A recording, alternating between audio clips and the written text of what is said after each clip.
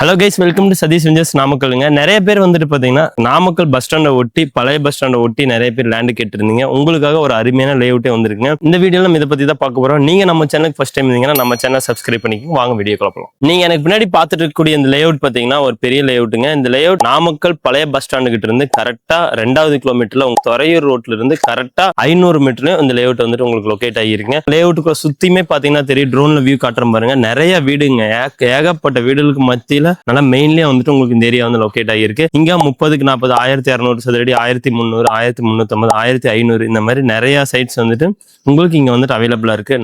North east corner, அதே மாதிரி south வெஸ்ட்னு சொல்லிட்டு எல்லா ஃபேஸிங்கும் அவைலபிளா இருக்கு. இந்த ப்ராஜெக்ட்டுக்கு வந்துட்டு பாத்தீங்கன்னா அம்யூனிட்டிஸ்னு 30-40 தார் ரோடு கொடுத்துருக்காங்க. டோட்டலாவே வந்துட்டு பாத்தீங்கன்னா உங்களுக்கு காம்பவுண்ட் வால் ஃபெசிலிட்டிஸோட அமைச்சு கொடுத்துருக்காங்க. இபி லைன், ட்ரீ பிளான்டேஷன் கொடுத்துருக்காங்க. ஒவ்வொரு சைட்டுக்குமே வந்துட்டு பாத்தீங்கன்னா உங்களுக்கு பைப் லைன் கனெக்டிவிட்டி வந்துட்டு கொடுத்துருக்காங்க. இந்த லேஅவுட் பொறுத்த அளவுக்கு உங்களுக்கு வீடுமே வந்துட்டு கன்ஸ்ட்ரக்ஷன் பண்ணிட்டாங்க.